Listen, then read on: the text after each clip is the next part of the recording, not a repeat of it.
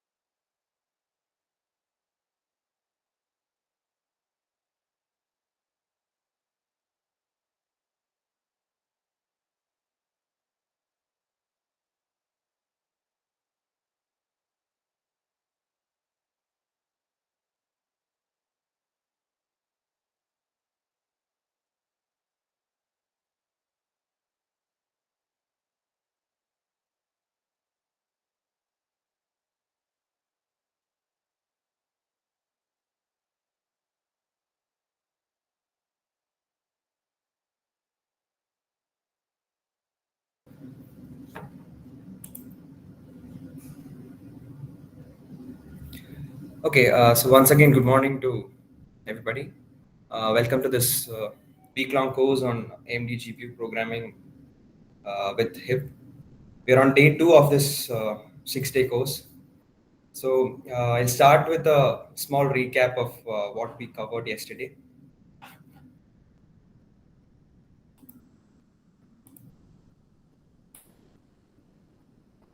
So we started with a small introduction to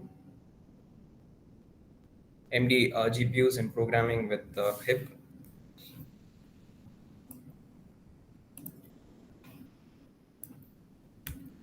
So we saw the increase of clock speed and what led to GPUs being used for programming, and why we had to come to such a solution, and what a power wall was. And we saw different parallel platforms which we use today, and what exactly are GPUs and the design of GPUs which led to them being used for parallel processing and other computations which can be beneficial from the parallel design of GPUs. And then we saw the different vendors and languages, and where all graphics GPUs can be used for, like deep learning and AI and large graph processing. And we also saw that we need both GPUs and CPUs to be used in in such a way that we can get the maximum efficiency out of both of them. And yeah, then we saw the AMD GCN GPU hardware, where we saw that an AMD GPU consists of shader engines, and inside each shader engine we have what we call as a compute unit. Compute unit again contains what we call as threads. And inside each shader engine, we have a workload manager which distributes the commands across different compute units.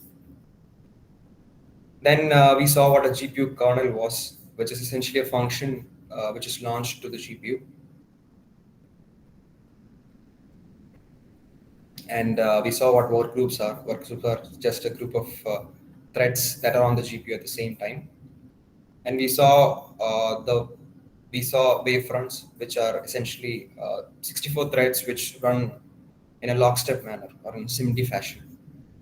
And yeah, we saw the different terminology which is used between NVIDIA and AMD. And then with that, we concluded what AMD GPU hardware was. And then we saw what the AMD GPU software stack consists of. We saw what ROCm is. ROCm is just a software stack which contains all these tools for HPC and AI related computations. And we saw this ROCm 5 stack and the different libraries and tools available on the ROCm 5 software stack. Then we were introduced to what HIP was, or HIP programming language was, which is essentially a GPU programming environment and a runtime API, which is used for programming on a GPU, on a AMD GPU. Not just an AMD GPU, but we can use it to run on an NVIDIA GPU as well, as we saw yesterday. And we saw the different features of HIP and how to install HIP for AMD and NVIDIA platforms. We saw the difference between HIP and CUDA, with the main difference being that HIP can run on both NVIDIA and AMD GPUs, whereas whereas CUDA just runs on an NVIDIA GPU. We saw the Hipify tool, which is used to convert CUDA code into HIP code, existing CUDA code into HIP code.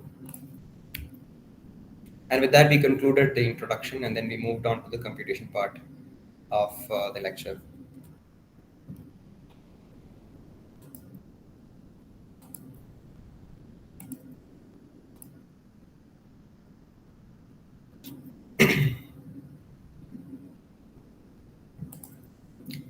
So in computation, we introduced some basic HIP programming concepts, which included like the basic Hello World program, and how to compile a program and how to run a program, run a HIP program. And we saw how to write a kernel, how to define a kernel, and what the return type of a kernel should be, and the header files required to run HIP programs. And we saw how we launch a GPU kernel with how many number of threads and grids that we want. And there is a small mistake in this. There is a small mistake in this slide, which is that HIP launch kernel is not a valid way to launch a HIP kernel, but we have to use the function called HIP launch kernel GGL. That is the correct syntax for that. I'll be updating the slide and I'll be uploading the corrected slide today.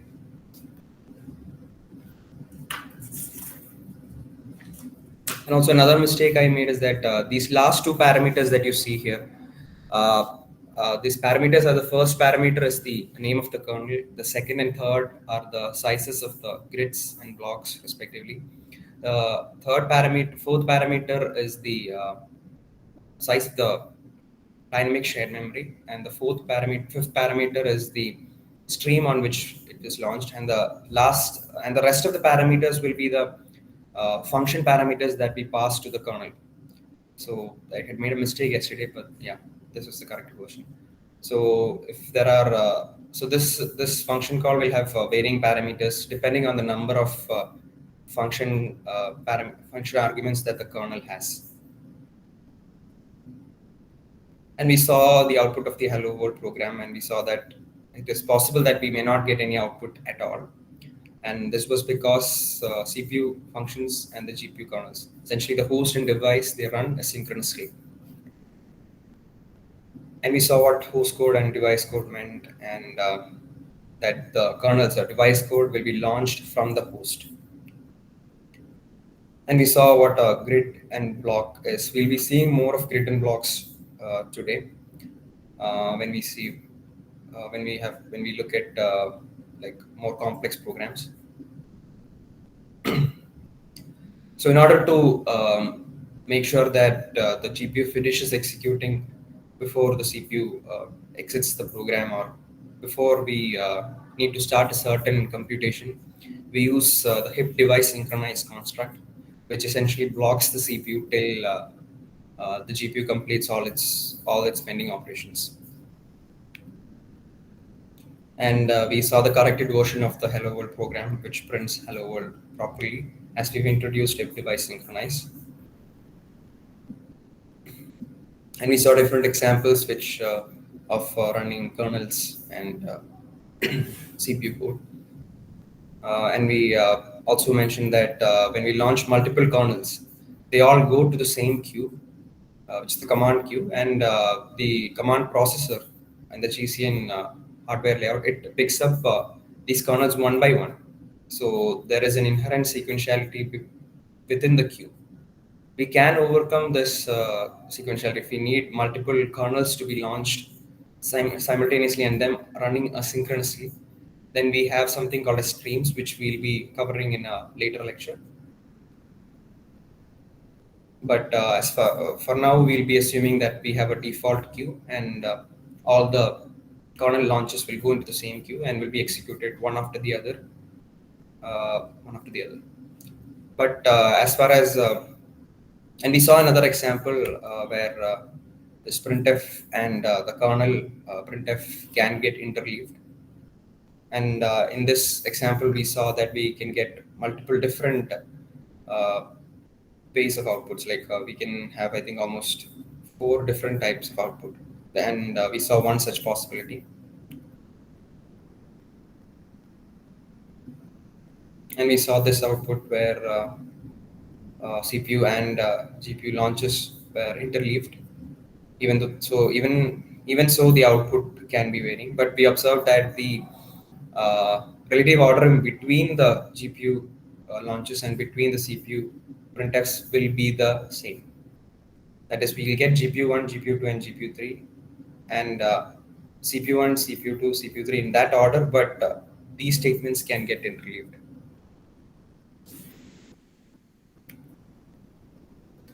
And then we saw an actual parallel example where we launched 32 threads to print hello world from GPU 32 different times.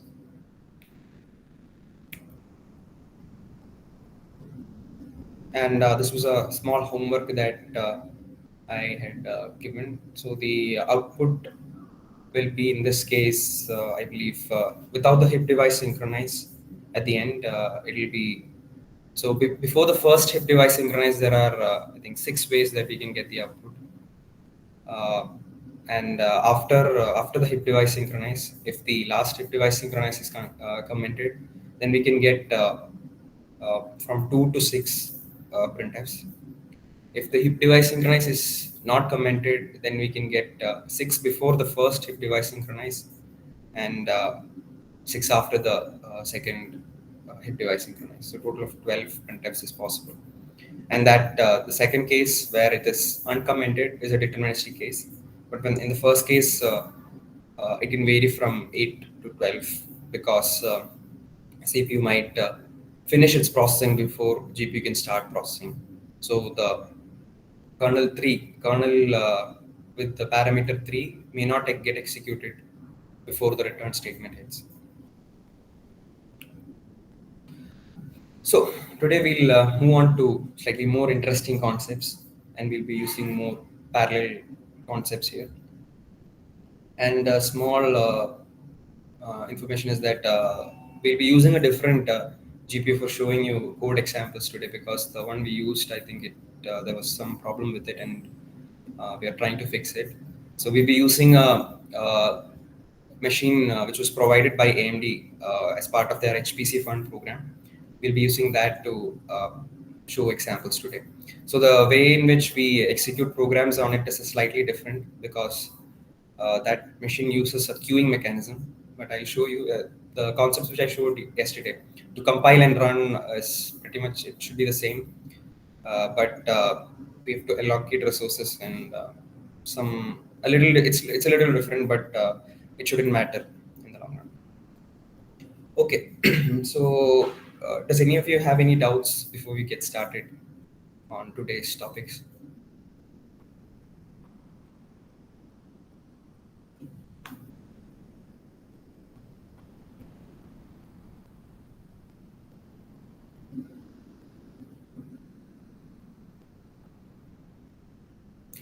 Okay, so we'll get started. So this is a very simple for loop which runs on the CPU. It essentially prints the square of numbers from 0 to 999. Now, can you take a minute and see if you can convert this code to something which runs on a GPU? You can type your answers in the chat box. Just have to write the kernel.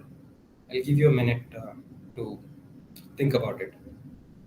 There are multiple ways to do it, but there's only one best way, I can say.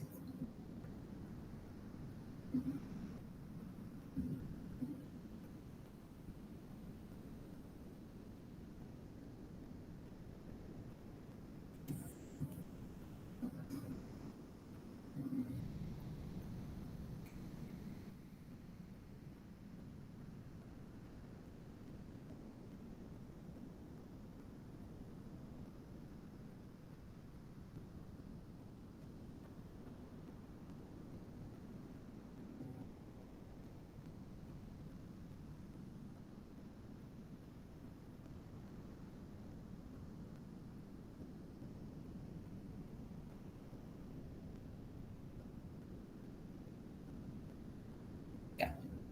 Milan has posted an answer. Yeah, Milan, that's one of the possibilities that we have, just to launch the kernel with a single thread, but we'll launch it 1,000 times. Okay. Yes, yeah. That is one of the ways to do it. So I'll show you two ways. So one such way is to move the for loop inside the kernel and then run it on the GPU. So essentially, we are launching a single thread, and we are printing. We are essentially running the for loop on the GPU, but it gives the same output as what we saw before. This is one possible way to uh, do it, and we'll give the proper answer. I think this last 10 raised to 6 will not be there. It will be the square of 999. But yeah. Now, can we move the for loop outside the GPU kernel? That is another. That is another way that can we move it outside the for loop? So that will be the solution that Millen had shown us, which is that we uh, we add a parameter to the kernel, and then we call the kernel with a single thread, but we call it within a loop.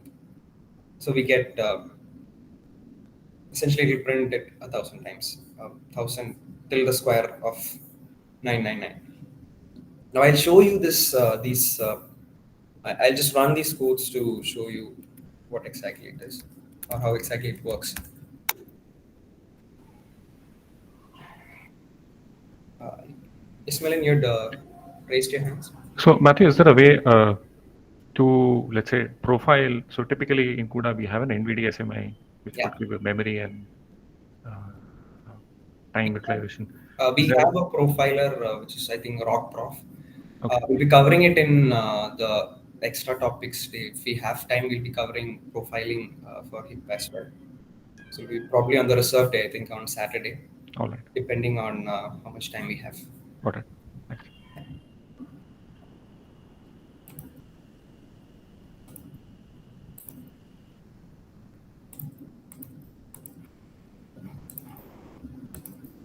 Okay. So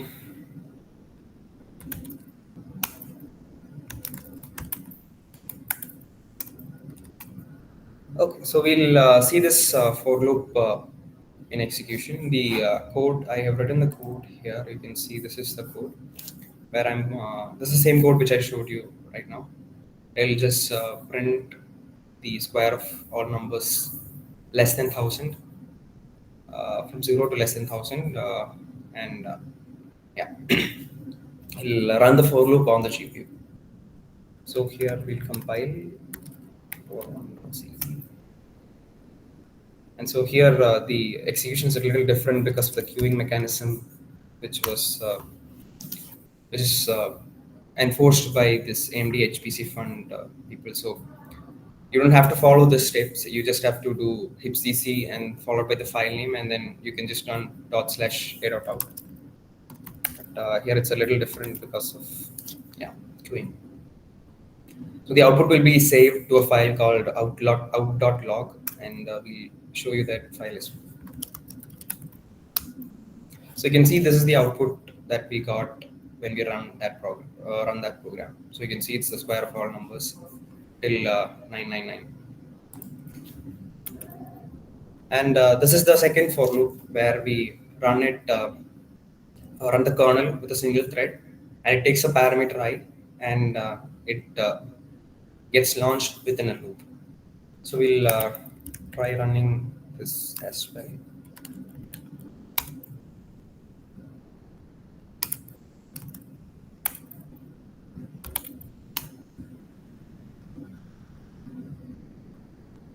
Okay, we might have to wait. Okay, it's the same program, but there's a difference. There's a slight problem with this uh, piece of code. I'll be showing you what exactly it is in some time. But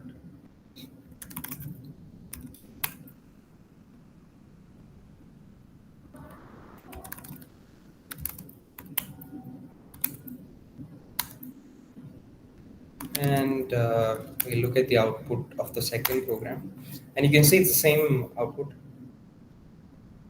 which is the square of all numbers. Now, between these two solutions, is there a better solution? Just have a, I mean, if you think about it, can you come up with why one solution might be better than the other? You can take a minute and you can unmute and talk or put it in the chat box.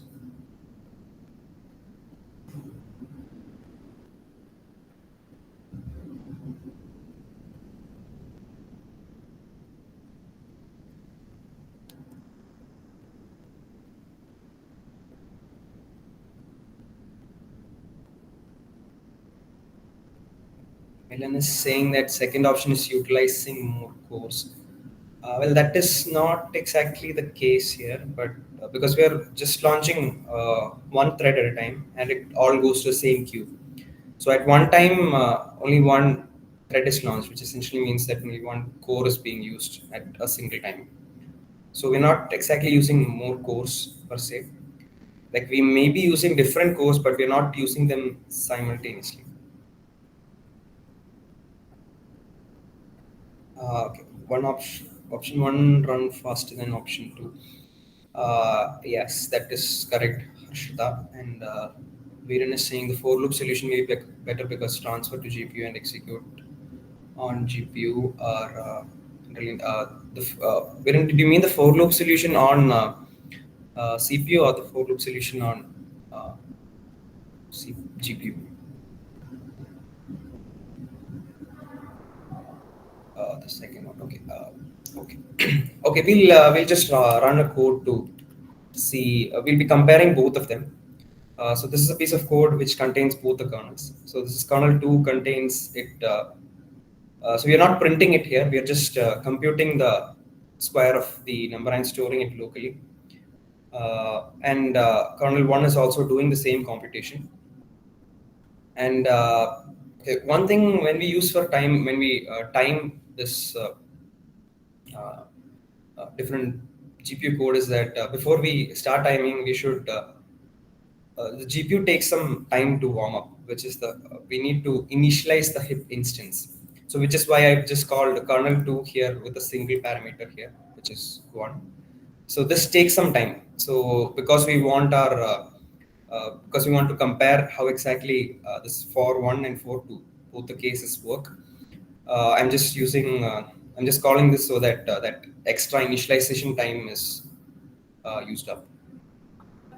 And this is one way to record times, but in HIP we have something called as events, which can be used to properly record time. So uh, if we cover events, I'll be showing you how to time kernel calls using events. For now, we'll be using the chrono library from C++, and which essentially takes the current time, and then we take we take the time after the kernel launch and the kernel execution is completed, and we print the time here. And then again, this is our second for loop solution, which is where we launch the kernels within a for loop with I as a parameter, and then we calculate the time taken for that. So now we'll just see how exactly what the time will be.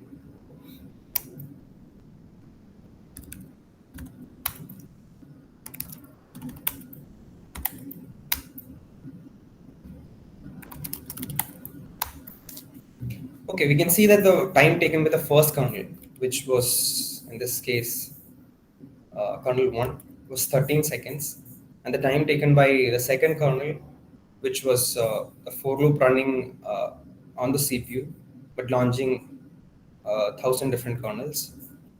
This took almost 100 times the time taken by the first kernel. Now, why does this happen? So every time we launch a kernel, there is something called as a kernel launch overhead. So in order to launch a kernel, it takes a little.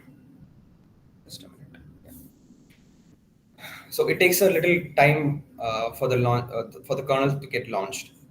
So which is why if we launch a kernel 1,000 times, it'll take much more time than running it on the GPU itself, running the for loop on the GPU.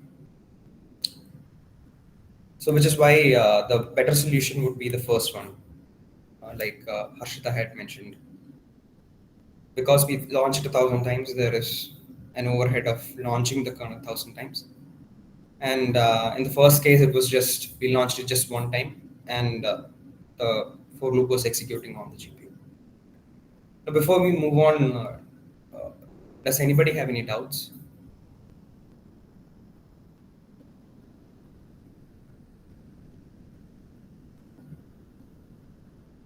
Okay. Now, in both of these solutions, we just used one thread, uh, but can we do it better? Can we use multiple threads where we actually execute this in parallel, like we find the square in parallel? Okay, Sudhanshu is saying, can you repeat once? Okay. If you're talking about why the second solution takes more time, it is because every time we launch a kernel, we launch the kernel and it goes into a command queue. And from there, the command processor picks up that kernel for execution and then executes it. So that there's a small overhead there, like we add it to the queue and the command processor picking it from the queue. So there is a small overhead which comes because of this, uh, like adding to the queue, picking from the queue, and then giving it for execution to one command unit. The command processor picks it from the command queue and then assigns a compute unit for its execution. So this takes more time because of this, and we are doing this process for every different for each kernel launch. So we do it 1,000 times, then this kernel, 1,000 kernels get added to the queue, one after the other, and the GPU takes this kernel from the GPU command processor, takes it from the command queue, and gives it to one compute unit. And only once the execution is over, only once the compute is done for that kernel, will we do the same cycle again, which is we go back and then take another kernel from the queue, and then we keep on doing this. So this small overhead of picking from the queue and then giving to a compute unit, it gets added up as we do it over 1,000 times. So this is why when we compare it to the first solution where the for loop is on the kernel itself, we just uh, launch the kernel once. So the kernel overhead is very small, and then we just run the for loop on the GPU. Sudhanshu, is that clear?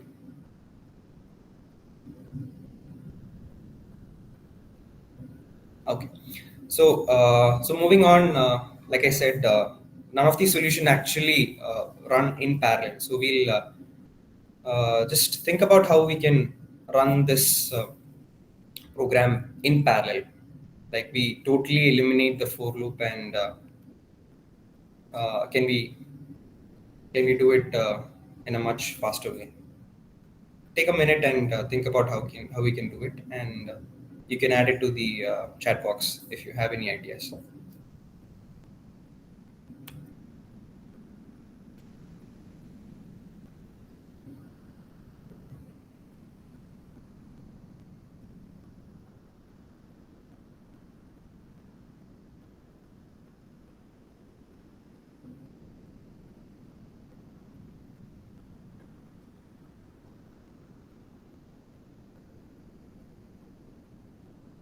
Viren has suggested we launch the kernel with 1,000 threads, and we pass the. Viren, do we pass I to the kernel, or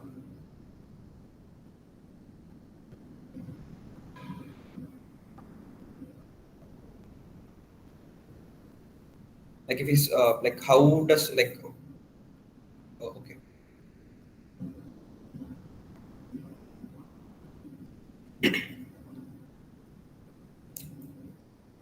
So if we launch the same, let's say something inside the kernel.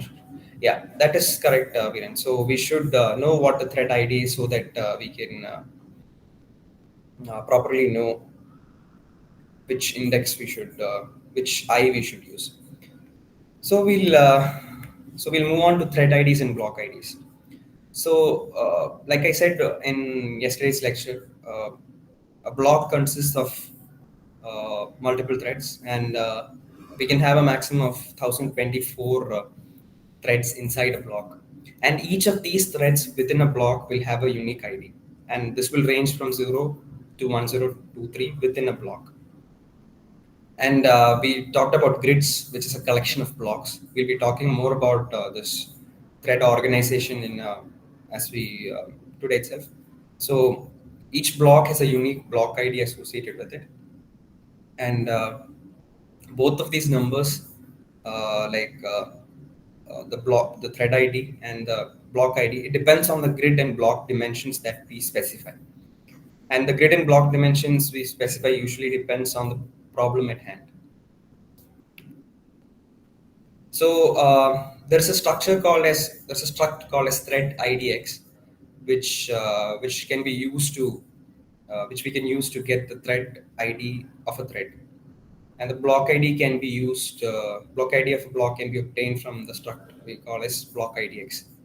So both these structures have three fields X, Y, and Z representing the ID along each of the axes. So, and as I said, we'll make this much more clearer as we go to the thread organization part of today's lecture. So for now, we'll just assume that thread ID. We'll just assume that we have a 1D block, which is that there is only thread ID along the x-axis.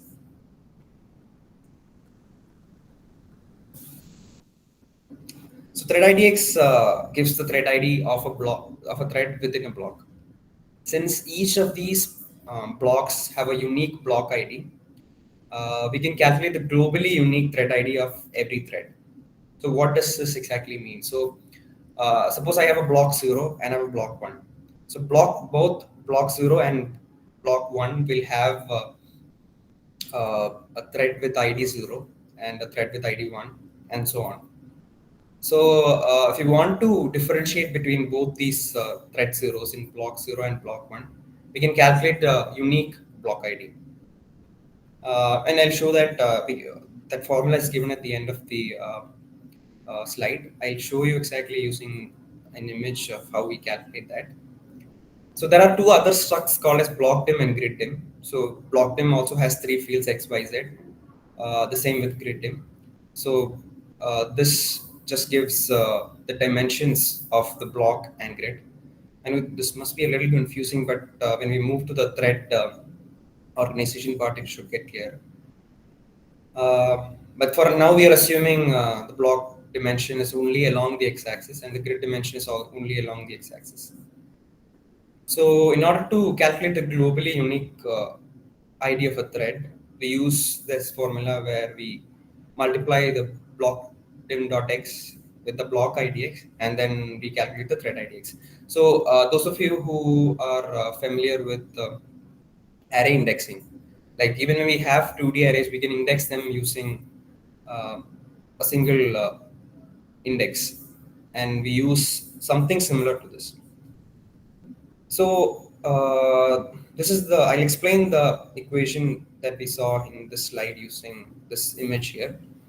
Now this is a, assume we have a 1D block, one-dimensional block and a one-dimensional grid, which means that, so this is block 0 contains thread 0 to 7, block 1 contains thread 0 to 7, block 2 contains, similar for block 3. So here the block dimension, the dimension of one block is 8, and because we are using a single grid, we can assume that all these are kept one after the other instead of like, it looks like it's a 2D figure, but you can just assume that it's a contiguous uh, colorful dots.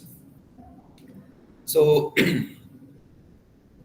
what exactly does this mean? So here block 0, let's say that first blue box that you see, within that thread, each of these boxes indicate a thread, and let's say that, let's take the first thread, and within block 0, if we try to print the thread id x.x of that thread, it will give it as the answer of 0, and the last one will, last blue box which is on the first row, will give thread id x.x as 7.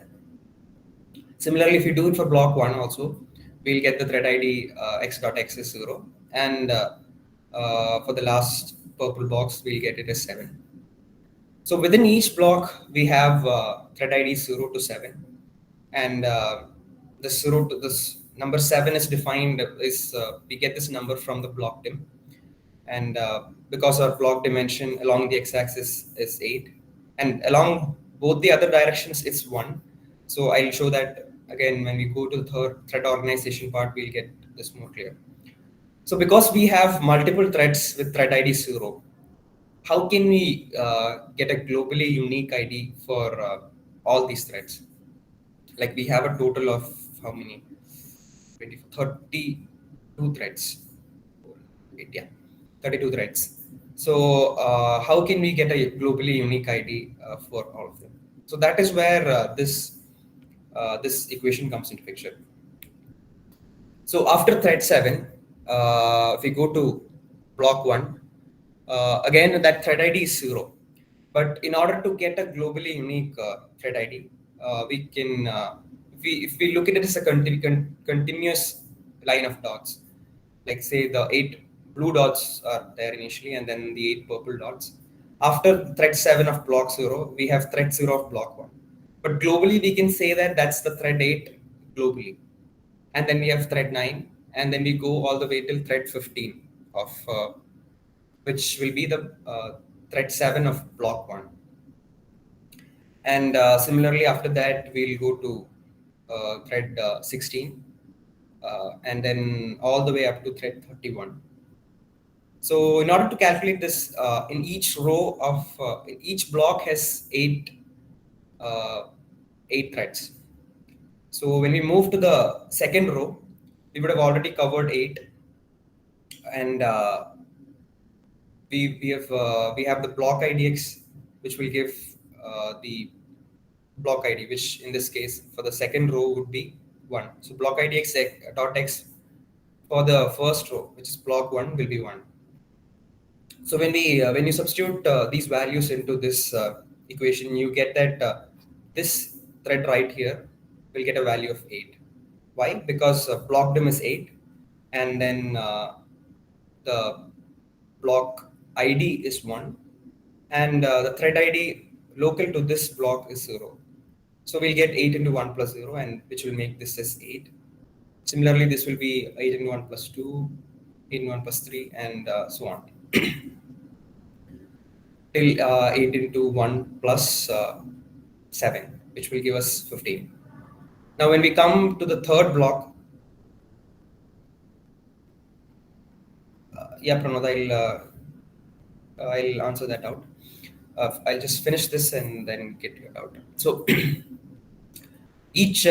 so when we come to the third block, the second block, it will be 8 into 2 plus 0, which gives us 16. And when you go to the last thread of block 3, it will be 8 into 3 plus 7, which will give us 31. So I hope this is clear. I know it can be a little confusing, but is this clear to everybody?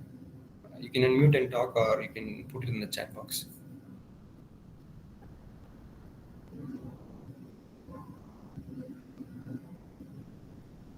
Okay, Pranod is asking, so depending on this thread ID diagram, do block one represent cores and the threads as the actual threads on the GPU? Okay, so each thread is assigned to a core. So when we say thread, if you look at it from a more of a software concept, each thread is assigned to one core.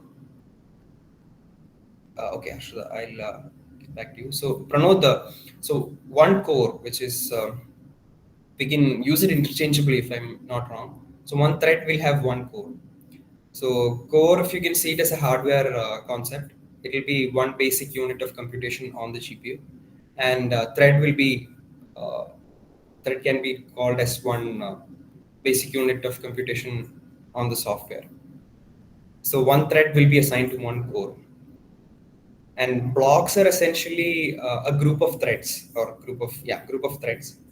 Blocks are also, we can say it's a software concept, but all the threads inside a block will reside in the same compute unit as we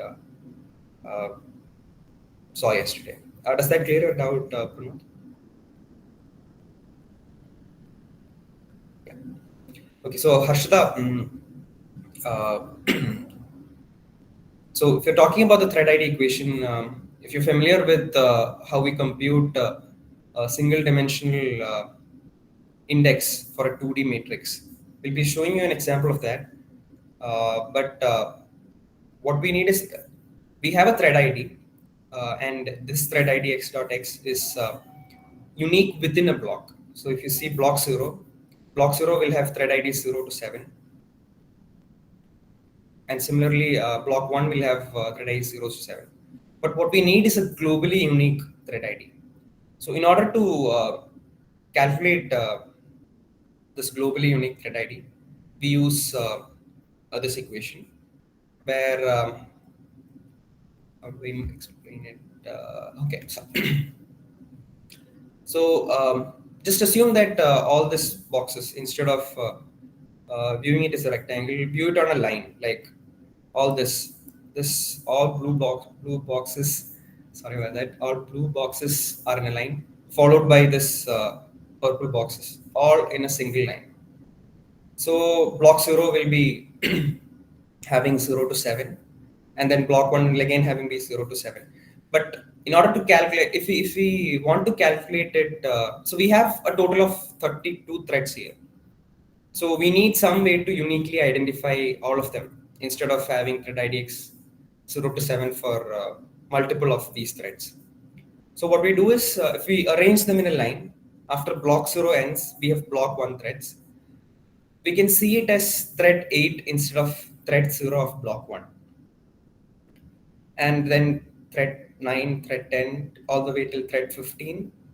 So this would be 0, 1, 2, 3 till 7. And then we'll come to 8, 9, 10, 11, 12, 13, 14, and 15. And then all the way till 30 and 31. So in order to get this globally unique ID, so if you arrange this in a single line, uh, like it can get like for the small example we can manually calculate it, but for rather big examples where we have 1024 threads in a single block, or maybe 512 threads in a single block, and in that case we may not be able to manually calculate it for each of this when we have, like, say, 10,000s of different blocks. So that is where this equation comes into picture. So in order to calculate this, we know that if we arrange this in a single row, this will be thread 8. But the only what do you say, only values that we know for this thread is that it is thread 0 of block 1.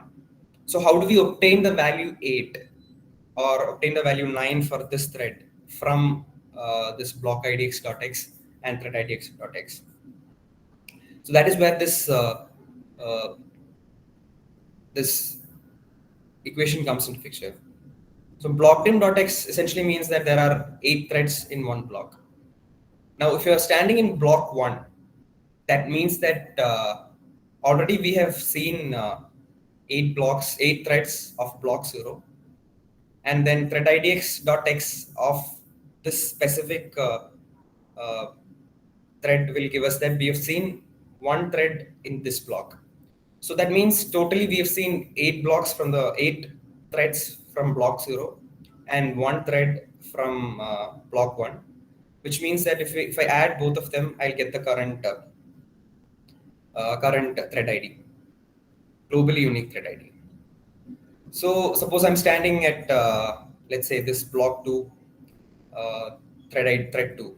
So that thread will have that thread will be identified by its block IDX, which is 2, and then thread IDX, which is also 2. So because block IDX.x is 2, it essentially means that I've seen 2 blocks, both of them containing 8 threads each. So that means I've completed 16 threads from block 0 and block 1. And my thread IDX.x gives a value of 2, which means that I've seen 2 threads from block 2 itself. So if I add it up, I get, what do I get? 16 plus 2, 18. So this would be thread 18 from a global perspective.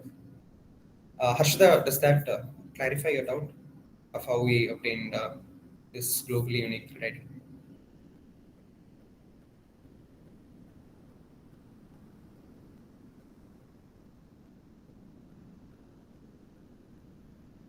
Or is there a specific portion? Okay.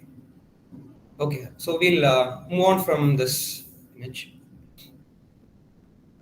Now we come back to the for loop question again, where we launch this kernel with 1,000 threads. And here we are using the globally unique thread ID that we had. Again, we're only launching one block here, but that one block contains 1,000 threads. So essentially, if you calculate this equation for this kernel launch parameter, you can see that block IDX will be 0 because there's only one block, which is block 0. So it will only be thread IDX.x here. But yeah, we'll need this computation as we go along. So I just put it there. For now, it will be just thread IDX.x. So what happens is there'll be 1,000 threads launched with 1,000 threads launched, and each of those threads will have thread IDs ranging from 0 to 1,000, 0 to 999, and each of those threads will calculate the square of its thread IDs. So, what do you think the output of this below piece of code will be? You can take a minute to think about it, and if you see anything that can go wrong, you can put it in the chat box.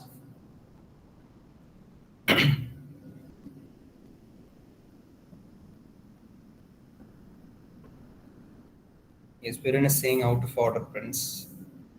Yes, but yes, Piran, that is true. But do you think that there can be any pattern whatsoever between the prints, or why, if there is a pattern, why would there be a pattern? You're right, Viren, that the prints will be out of order, but not all the prints will be out of order.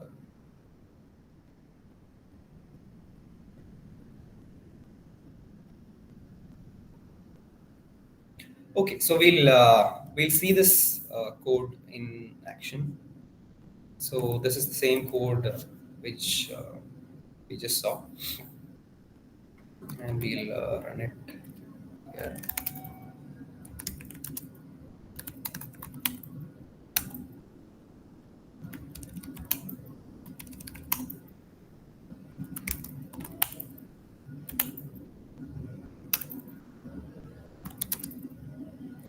So because we are printing 1,000 more lines, I think it'll have anyway. I'll just show the output.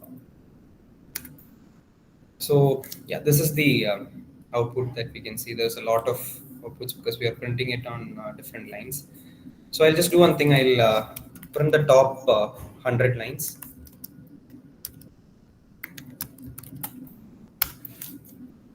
So this is the top 100 lines, and you can see the first entry here is 36864. But in our previous examples, we uh, saw that we got the order was preserved. That is, we got the square of 0 first, then 1, then 2, then 3, then 4, and so on till 1000. But here we can see that the first print itself is something else. It is square of some other number, which is not definitely not 0. So if you see, it's totally mixed up, but we can see a pattern here. And as soon as you see the square of, yeah, you can see that even though it is out of order, the square of numbers from 0, 1, 4, 9, all these are in order till a specific point, after which it changes. So why do you think that this happened? Okay, Saurabh is saying pattern will depend on the extent of computation. Yeah, okay, so Pranod, that is correct. So because we know that uh, yeah, batch of 64 is the right answer. Yeah. So because, like I said, when we launch 1,000 threads, uh, these 1,000 threads will constitute of different wavefronts, and each wavefront will contain 64 threads which run in SIMD fashion. So all those 64 threads inside a wavefront will see all these statements at the same time, and they'll get printed in that order. So you can see this will be the square of 63. So threads from 0 to 63 would have their output in that order. And then from 64 to 127 will have their squares in that order. But these orders can get interleaved.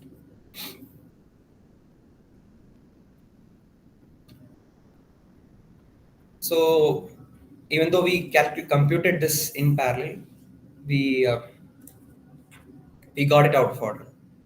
But essentially, we exploited parallelism, and depending on the application at hand, we we may be able to, yeah, we can, depending on the application at hand, we have to use it likewise. So we can use things like atomics if we want to preserve the order between, like if you want 0 to get printed first. So we'll cover that in the section on synchronization.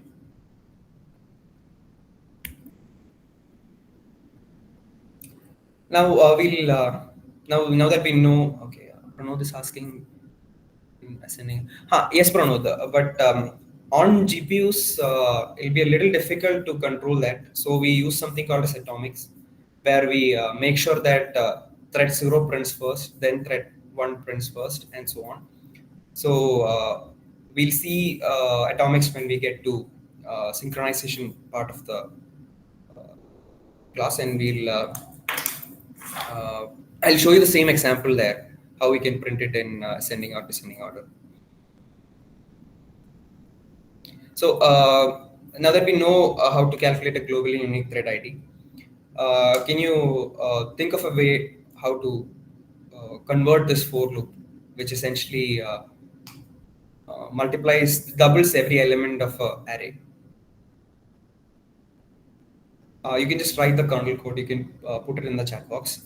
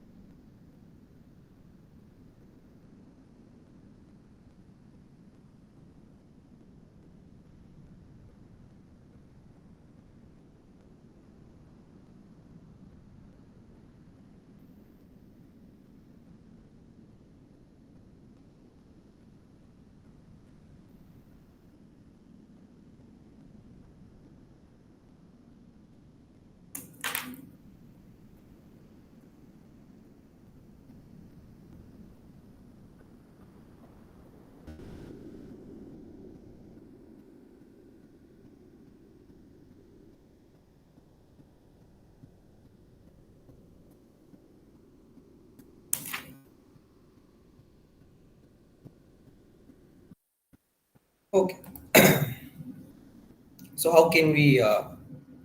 write? How can we convert this into parallel version? So I'll show you the code for that. So this is the complete code which we use to uh, multiply each element of an array in parallel, make each element double in inside a GPU. So this is okay. I think we have to cover something else before I show you that. So this is just the kernel code for that. And before we do that, we need some more things which are missing. So I'll be covering that now. So So this is just the kernel. So we calculate the globally unique thread ID, which will range from 0 to 1024.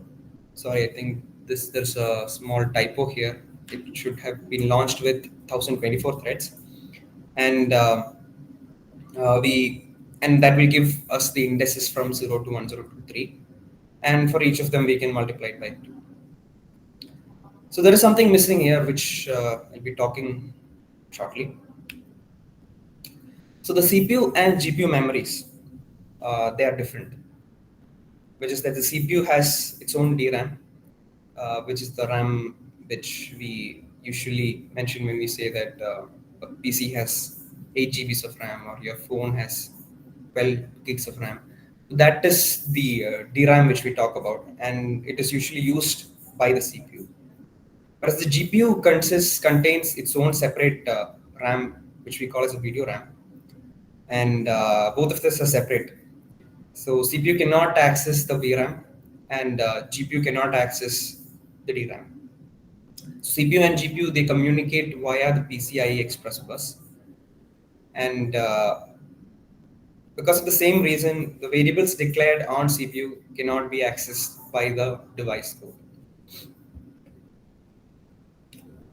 So now that you know this, just think what would be the output of this program if we launch the kernel with one thread. Just take a moment and you can write your thoughts in the messages in the chat box.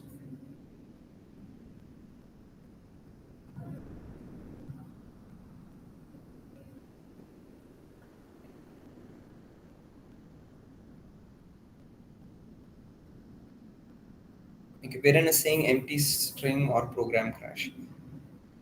Uh, it's true that we'll not get the expected output, but the thing is that this program will not compile because constchar that str is declared on the CPU. That goes in when you declare a global memory, a global variable, it usually will be on the DRAM rather than on the VRAM. So that variable will not be accessible on the device. So the compiler, it is smart enough to know that this variable is not declared on the device memory. So it will give a output saying that str is undefined in the device code. So the program will not compile itself, will not be able to run the program.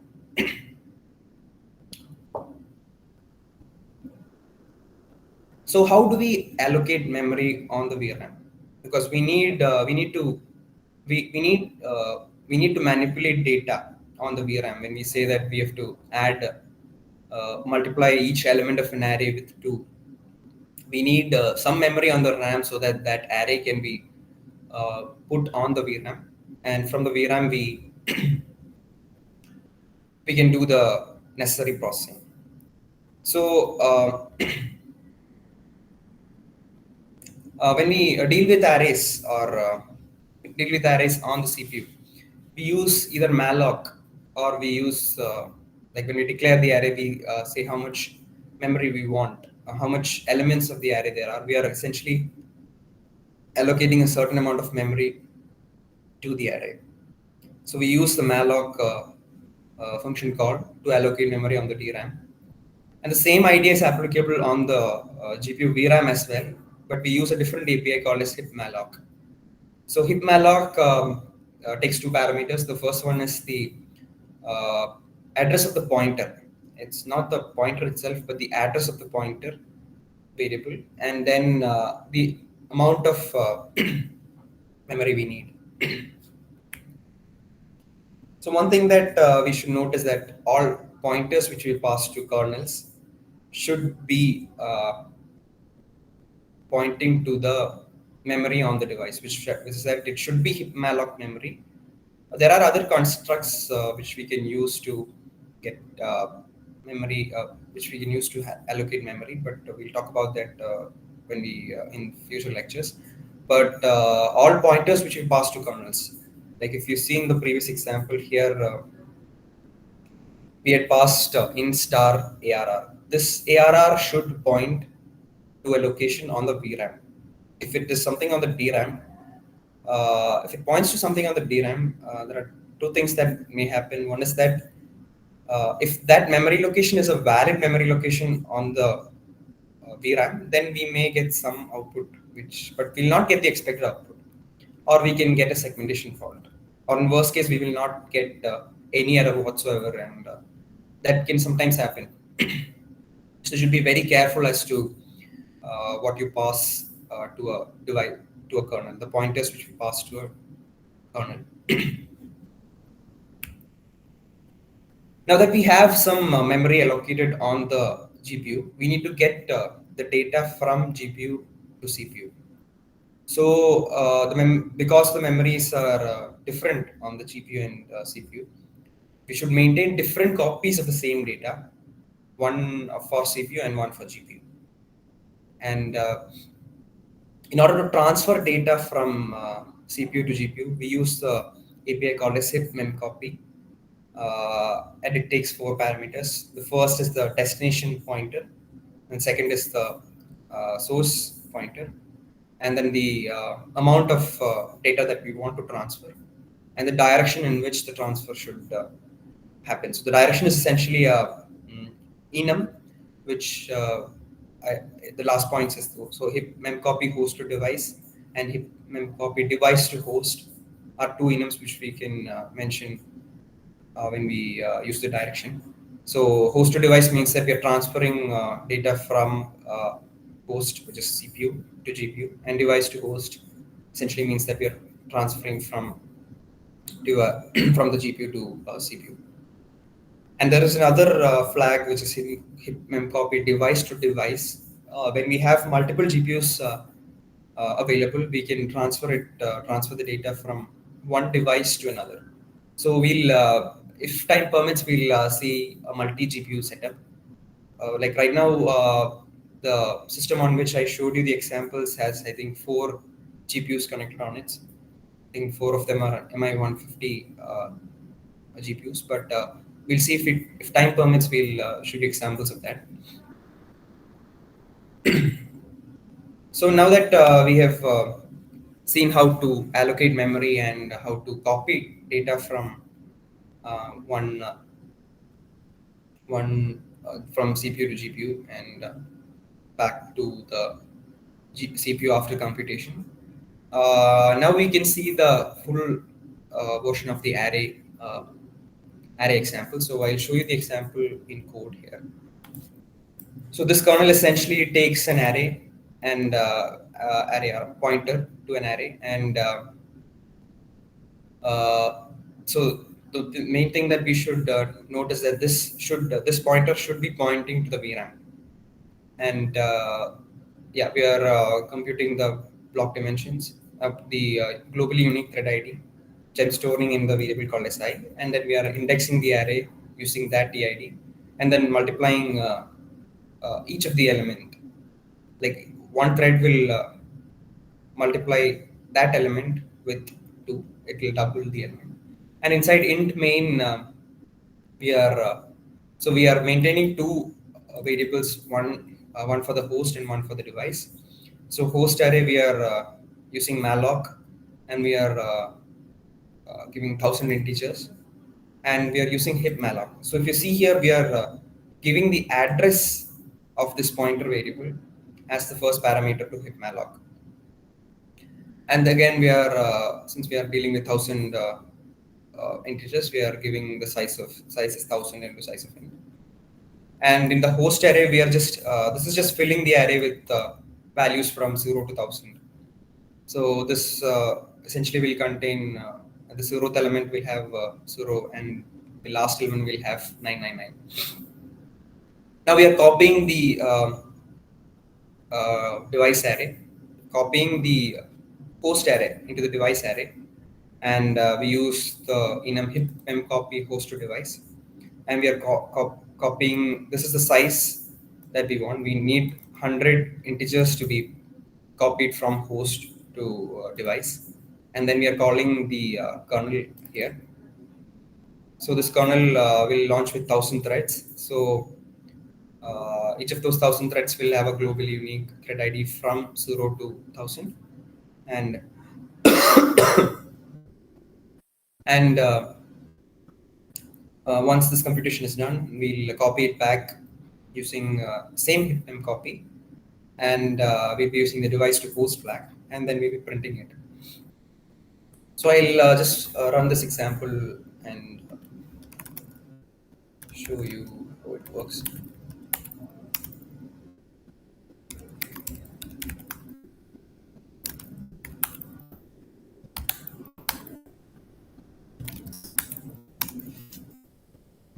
So you can see that each of the elements have been doubled 0, 2, 4, 6, 8, and all the way till 1998, which is 2 times 999. But can you see something missing in this program? Like in yesterday's lecture, we had spoke about something which we need, something important we need so that we can see the output, we can see the computation. Something is missing here. Does anybody? Yeah. So device synchronization, which is the construct hip device synchronize, is not here. You're right, Viren. But the thing is that when we use hip memcopy, hip memcopy works in such a way that it acts as a barrier by itself. Now, why does this happen? It is because when we copy something, we need to make sure that the GPU has completed all the operations on that specific memory. So hip memcopy will essentially, when you launch a kernel, and then when you launch, when you say hip memcopy, it all gets added to the same queue. So the kernel and the CPU blocks at that position till hip memcopy returns.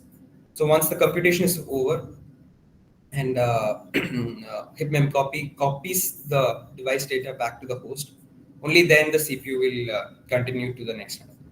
So you don't need hip device synchronization synchronize here, because hip memcopy will itself be a blocking call.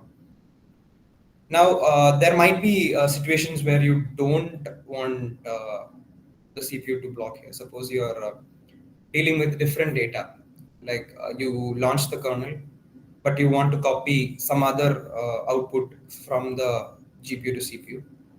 So at that point, you don't have to wait. So you use something called as memcopy synchronization, async. It uses the same. It's the same function parameters, but there's an additional parameter called a stream. And when we see streams, I'll talk more about that.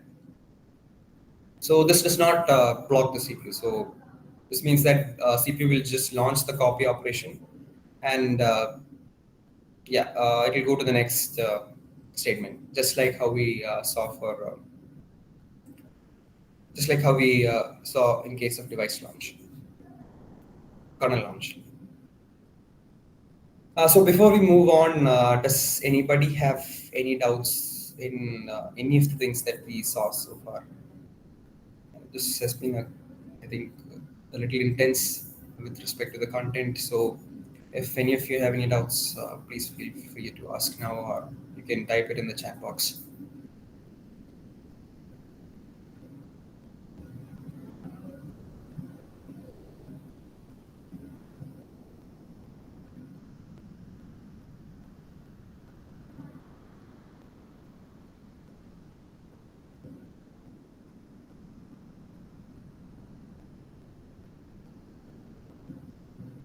Okay, so we'll take a short break till 10:50, and we'll come back and see this one last example.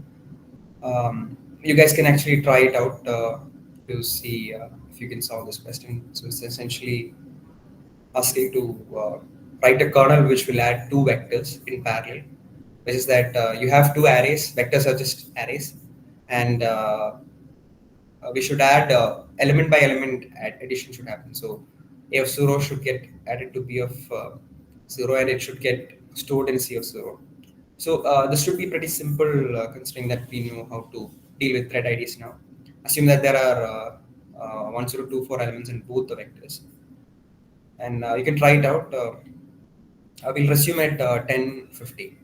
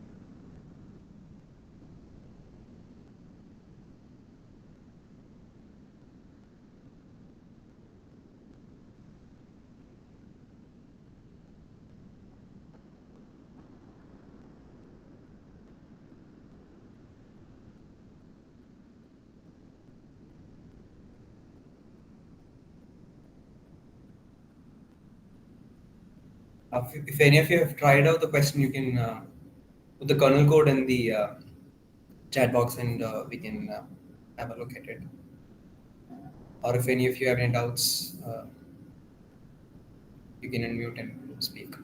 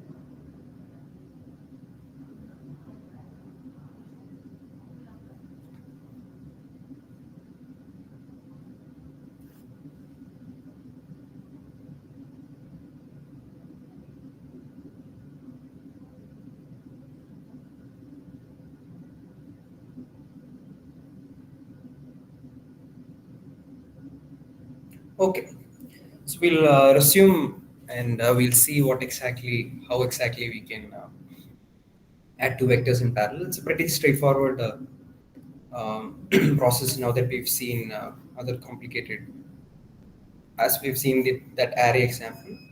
So this is how the kernel would look like, and we should note that the memories for A, B, and C should be allocated, and the arrays A and B should be copied from the host to device. And after the result is calculated, we should move it from the device to host.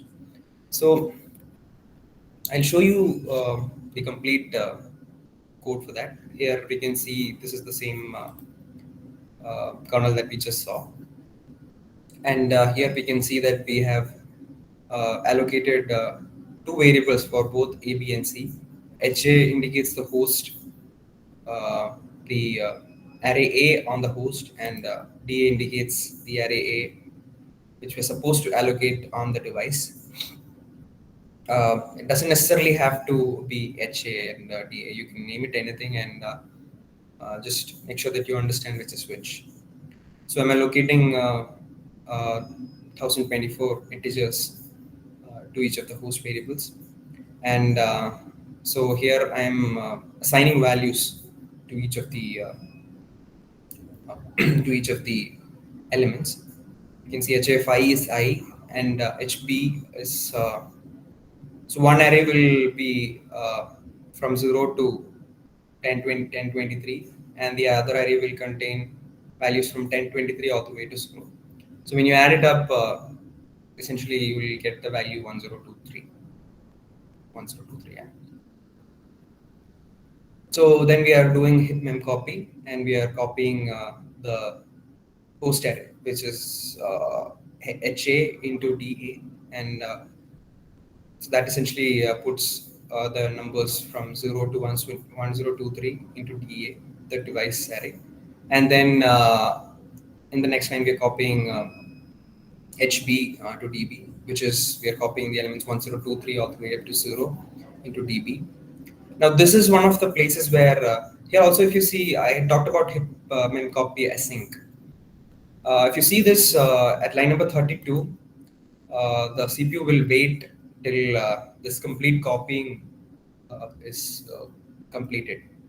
And memcopy is one of the bottlenecks that we face when we process on GPUs.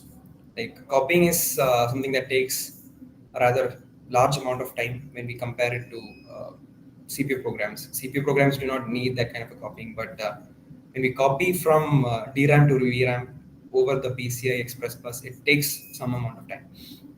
So this is something that takes time. And so the CPU blocks at line number 32 till the entire copying of HA to DA is completed. And then at line number 33 also, it will wait till the copying is completed. But when we call the kernel, it should be we should make sure that the entire data from B and A is copied into the device arrays. So right now we are making sure of that because CPU blocks at 32, 33, and only once this 33 is complete, it will launch the kernel. Now, but we don't need CPU to wait for this copying from HA to DA to complete before we start the copying from HB to DB. We can actually make them happen in parallel. In that case, we can use hip mem copy async, and then we'll give a fifth parameter called as a stream parameter. We'll talk about it later, but this is one of the cases where we can use hip mem copy async.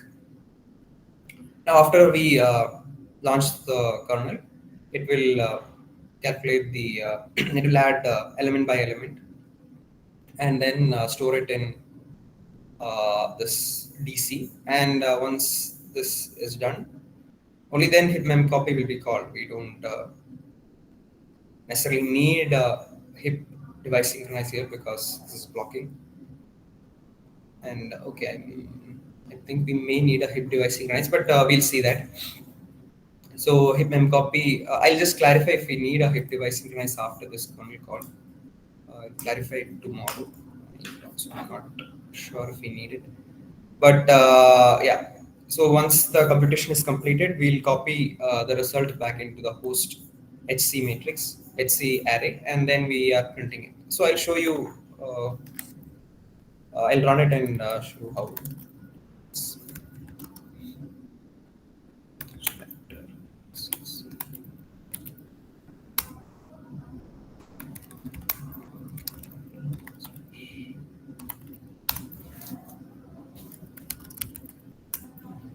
So we can see that 1023 has the result has been properly calculated.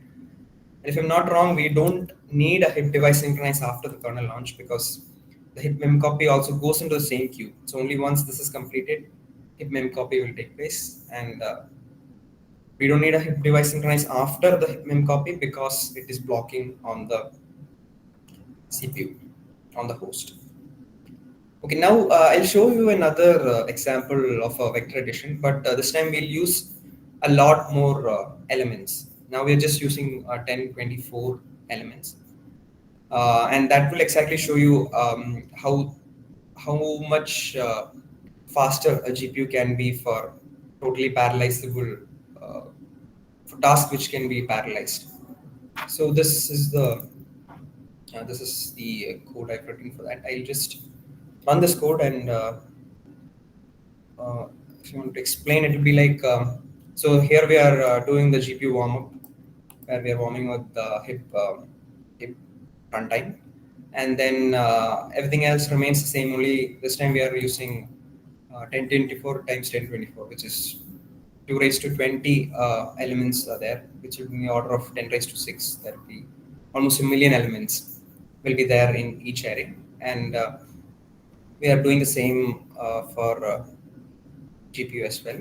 And the same thing what we did there, which is that one array will contain the increasing order till 2 raised to 20, and the other array will contain 2 raised to 20 to 0. And then we are copying the matrix from copying the array from the same process what we did there. Now we are starting the timer at this point. Before we launch the kernel, we are starting the timer, and we stop it once the kernel is completed. So we have to wait for the kernel to complete, and hence we use device synchronize here. And then we are copying the result back into the host array. And now we are using a simple for loop on the CPU to see how much time CPU will take to compute the same thing. Here we are using the same array, but we are assigning it the sum of those elements. So from A and B, we are just adding corresponding indices, and we are calculating the time between start and stop here, and we are printing it. So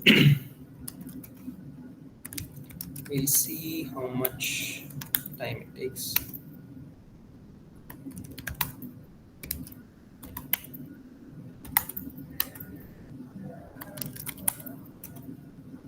Okay, we can see that the time taken by GPU kernel in microseconds is only 66, whereas the CPU took almost 8 times that the time taken by the GPU. But we've not accounted for the mem copying back into the CPU. So if we do that, then of course the time taken by the GPU will increase. But the thing is that when we are dealing with these many elements, we are dealing with almost 2 raised to 20 elements. That's when we actually seeing the um, performance benefit that we get from using a GPU. So we'll just try putting the memcopy as well into the timing calculation. So because technically that should also be there.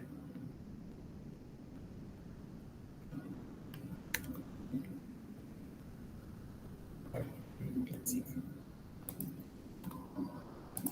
This will obviously be increase the time taken by the GPU. Let's see if it is more than the CPU.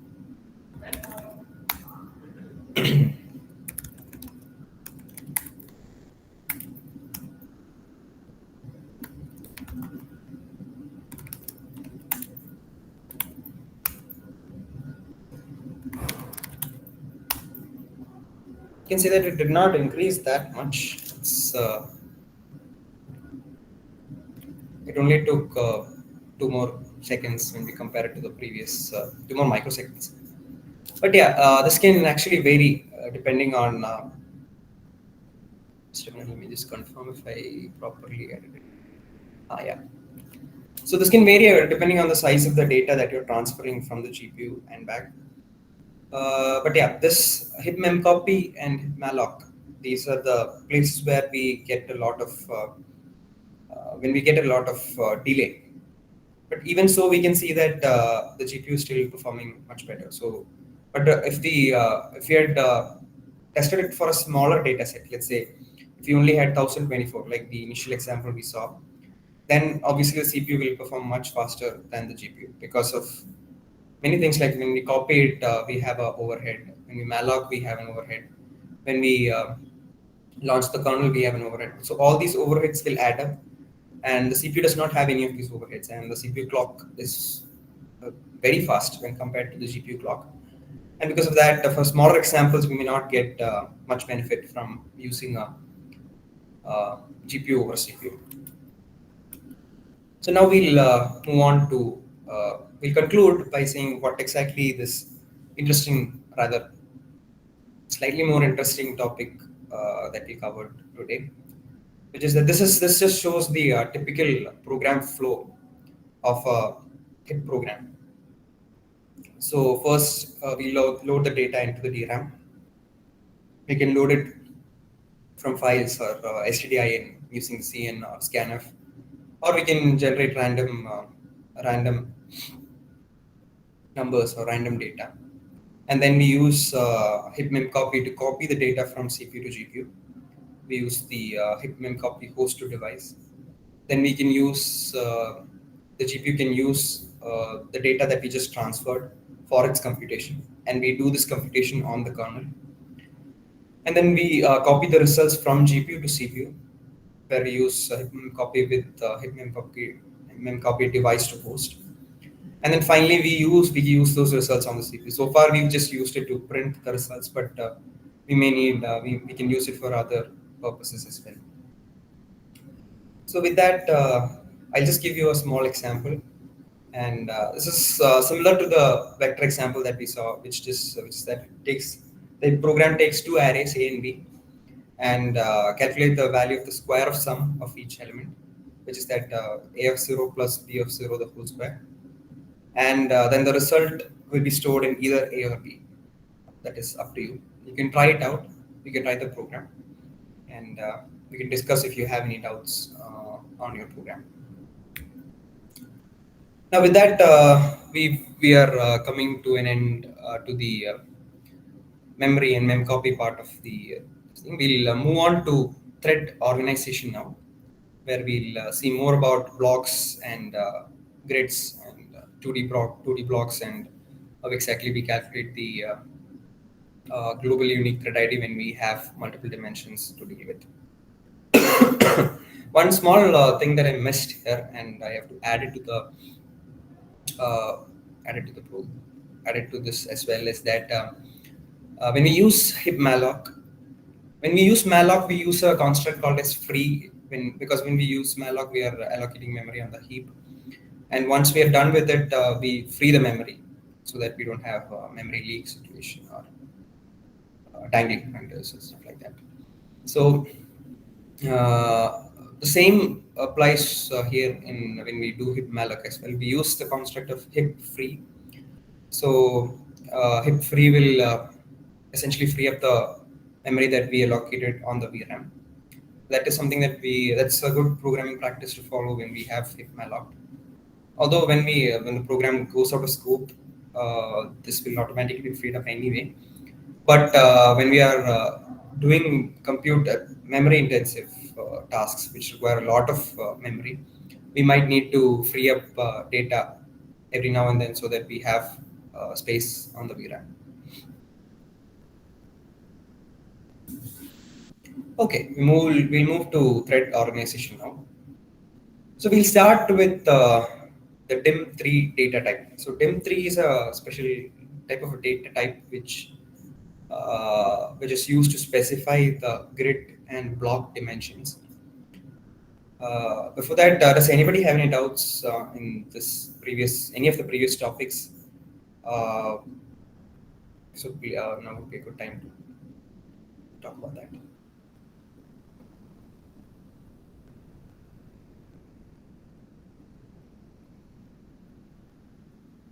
Okay.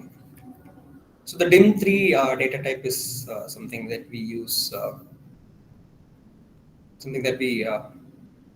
for specifying the dimensions of the grid and block. So far, we've only used one-dimensional threads or one-dimensional blocks or one-dimensional grids.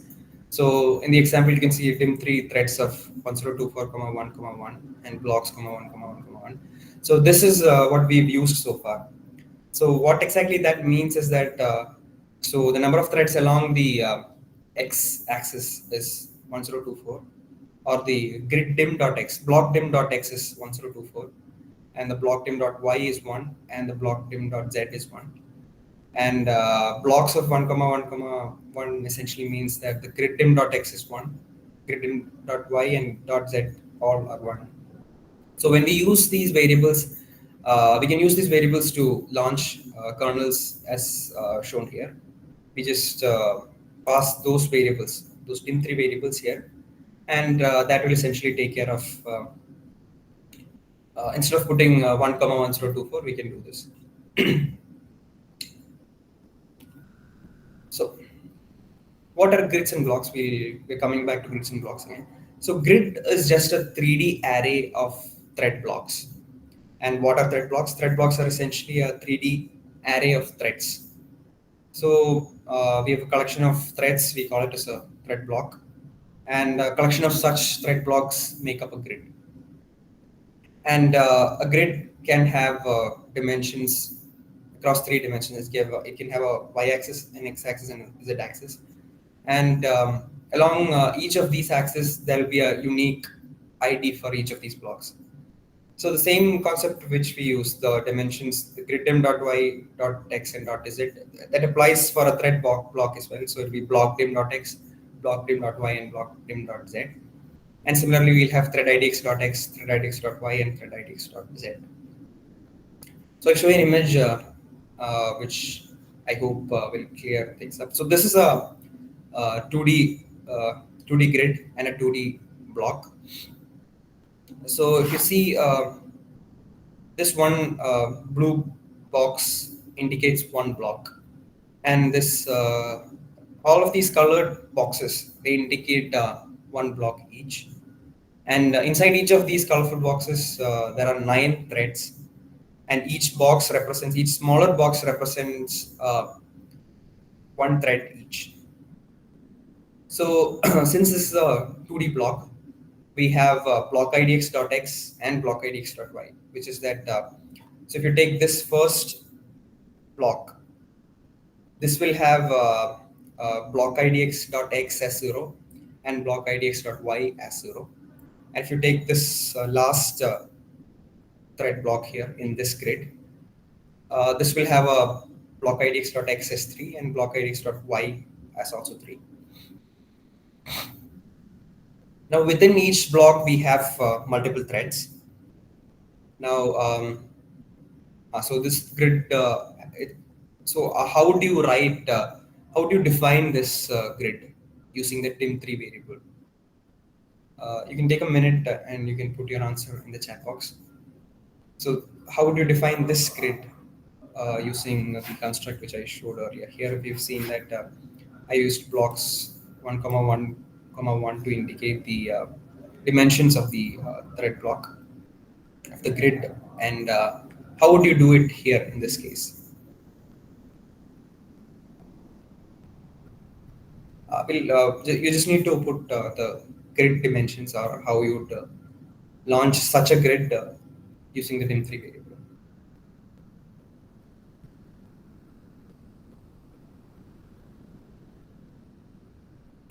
Yeah, Viren has said the right answer. We have 4 comma 4 comma 1 is what we'll be launching with, because along the x-axis we have 4 blocks, along the y-axis we have 4 blocks, and for threads we have 3 threads along both the axes in case of the block dim.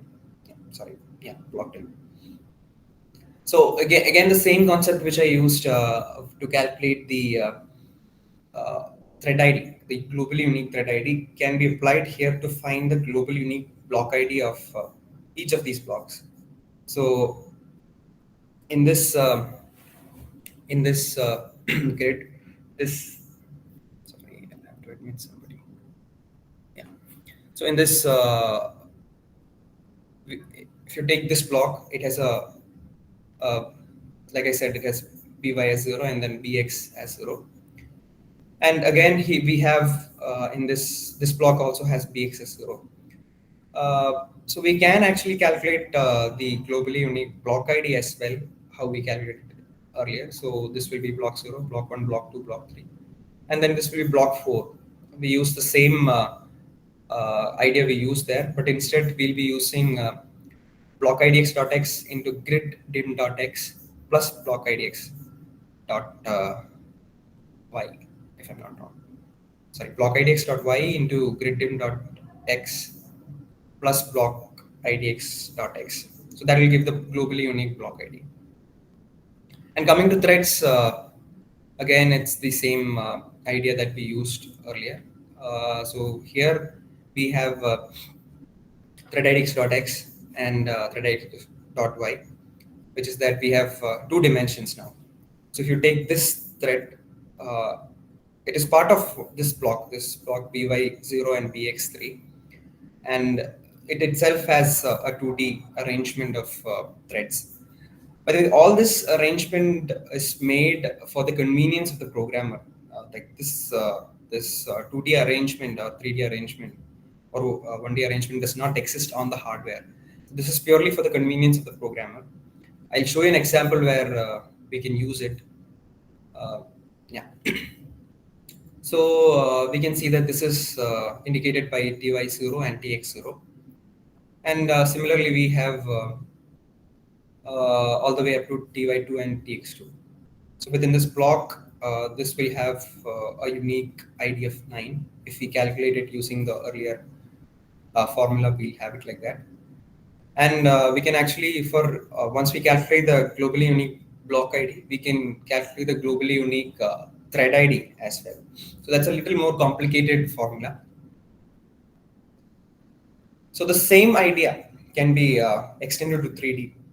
Only thing is that you'll have slices of, so you'll have another dimension, which is block id.z.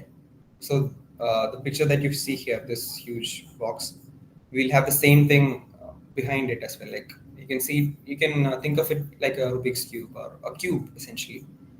But that will get much more complicated when you think about finding the globally unique thread ID.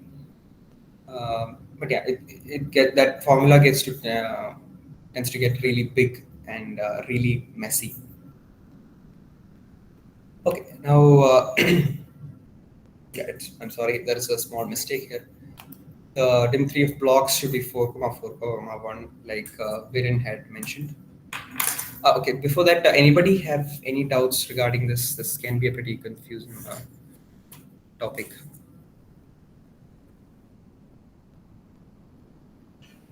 So Matthew, the final computation is at a thread level. That's the atomic. The smallest unit of computation will be a thread.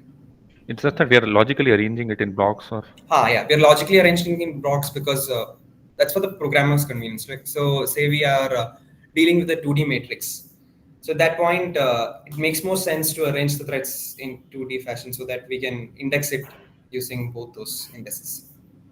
And is there a way of, let's say, synchronizing it at, let's say, a block level or at Uh, a subgrid level?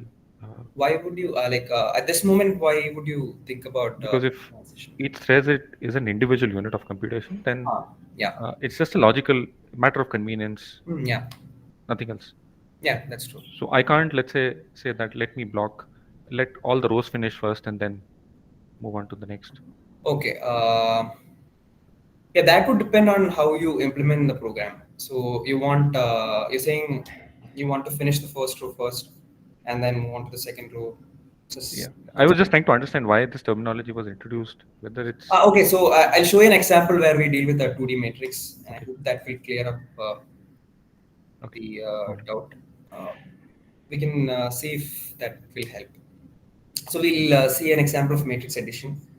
And the thing is that the same computation that you use using that you do using a 1D block or a 2D block or a 3D block, we can do the same with or without them. Like suppose I'm doing this matrix addition using a 2D block.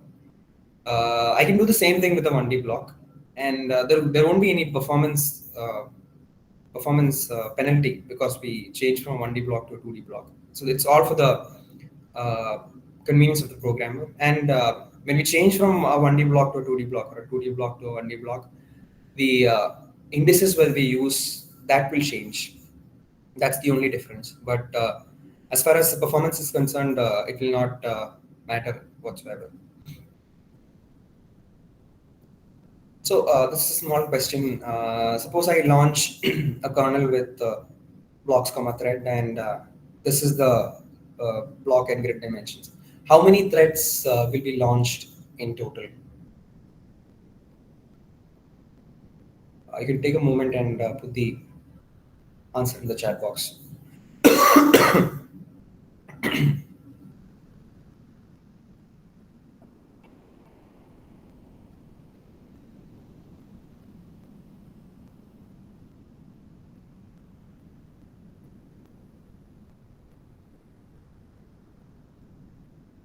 Yes, well, Viren has given the right answer. So, okay, I'll have to multiply that. But yeah, that is possibly correct. But these, yeah, that is correct, I think, Saurabh. And both Viren and Saurabh are correct. So that many threads will be launched at a time. And yeah, there is a like one thing that we have to notice that I've told that the number of threads in a block can be at most 1024. So when you mention the block size and you have three dimensions, say A, B, and C, we should make sure that A into B into C will always be less than 1024. Say if you put the block dimensions as 32 comma 32 comma 32, it'll obviously go beyond 1024. And problem is that we'll not be able to understand what exactly went wrong because the compiler will not give a warning and the program will just halt after that kernel is launched. So that is one thing that keep in mind is that always the number of threads in a block should be less than 1024. So here we can see it's 4 into 5 into 6 is the number of threads in a block, which comes to 120. And that is less than 1024. So always keep that in mind. There is no limit on the number of maximum number of blocks. You can have as many blocks as you want because the only thing is that the number of threads, the number of cores on a GPU will be limited. It will be somewhere around maybe 10,000 or 5,000.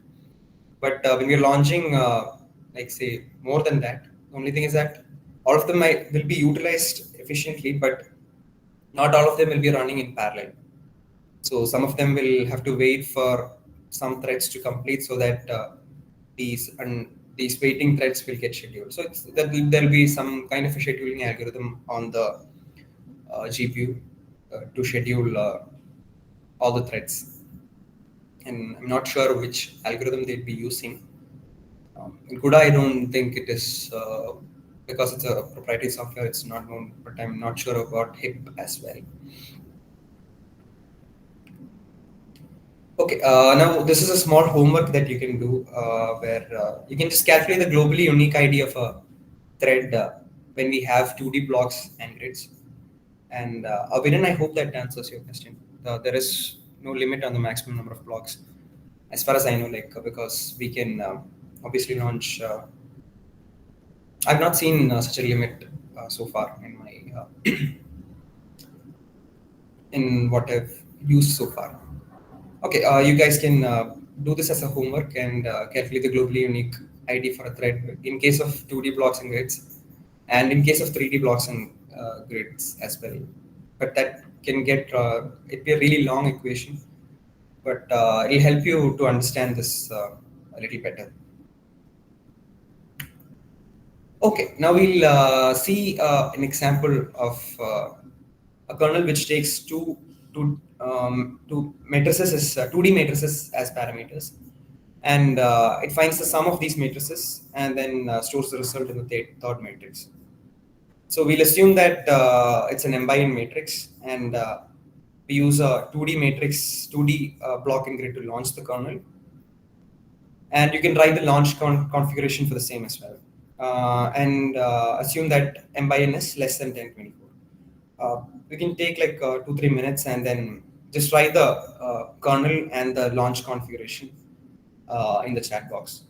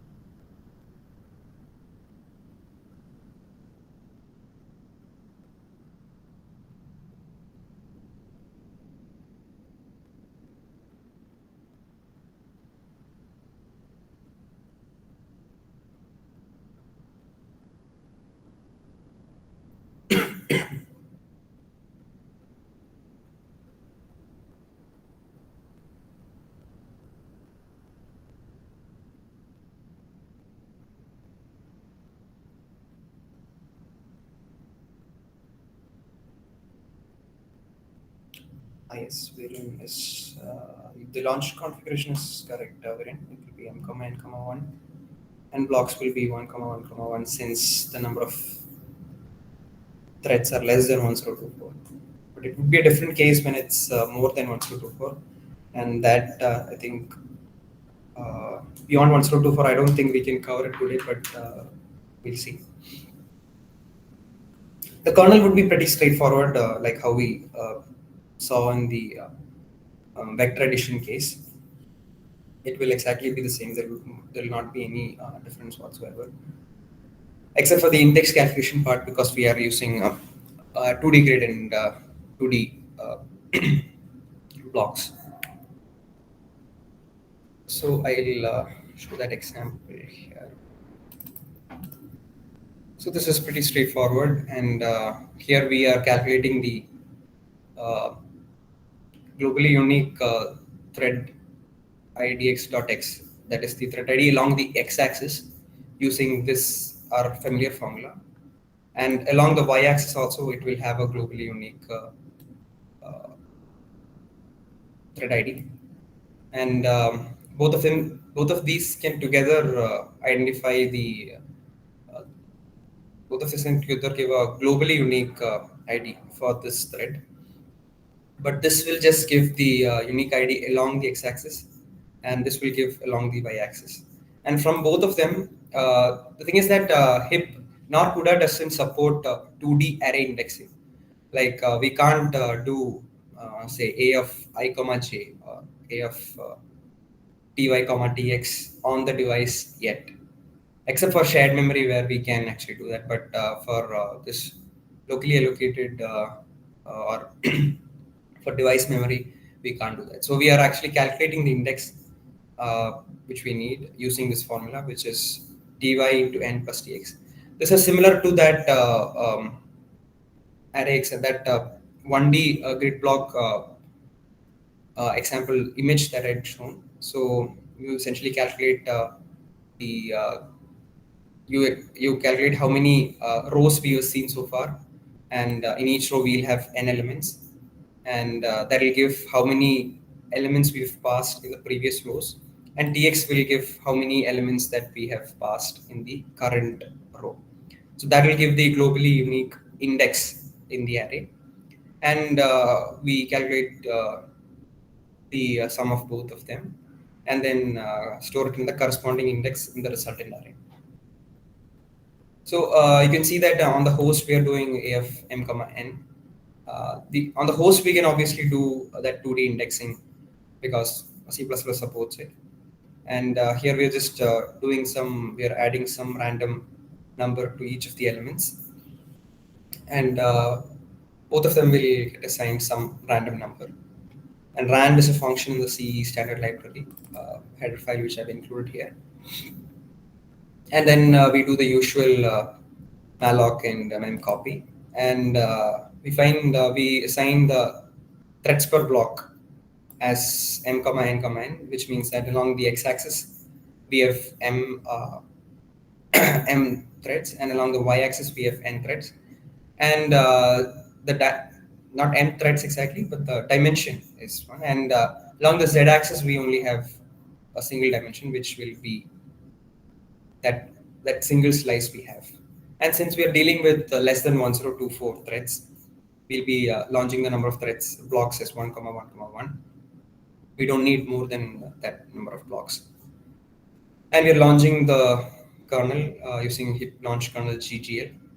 As I said earlier, the last three here. After 5 of these parameters, the rest of the parameters will be the parameters of this kernel call, and then we are copying it back, and I've used hip free here to free the device memory that I had allocated here. So this essentially calculates the sum of two matrices and stores it in a third. So this is launched using a 2D gridded 2D block, and this is this doesn't have the hip malloc and other constructs. It just has the in three variables and the kernel launch and the index calculation here. Now, can we do the same using 1D block and 1D grid? Okay, there's a small typo here. Use a 1D block and grid is what I should put in. So, can we do the same? And if so, what exactly would change inside the kernel? There'll be only very few changes. Can you take a moment and think about it and maybe put it in the chat box?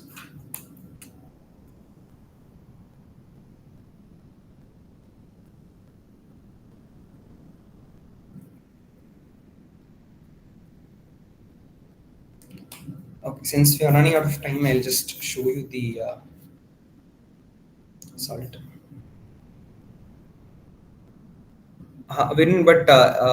Okay, forgot to mention that M and N would be macros which are defined in the top. It's hash defined, so we can just use M and N wherever we need. So this is the same implementation, but since here we are launching M into N threads at the in only along one axis. So we only have X axis, then the Y and Z axis will be not be used. So we are launching M into N threads along the X axis. So since we have 32 and 16 will be 512 threads. Here we'll only be calculating Tx because Ty will anyway be 0 in that case because our block idx.x will be 0 and thread idx.y will also be 0. So that will not help here. So we just calculate Tx. But the value of Tx will range from 0 to 512. But in case of matrix 2D, the value of Tx will only range from 0 to 32, if I'm not wrong. 0 to 32, and Ty will range from 0 to 16. But here Tx will range from 0 to 512 because we launched it with M into N threads along the x-axis. Yeah, that is about it. There's no performance penalty when you do the same. When you do, it does the same thing, but the only thing is that you had to make a slight change here, and the number of threads along one axis changed. So, as I said earlier, it's just a matter of convenience for the programmer. Here, yeah, this looks easier, but then we had to launch these many threads.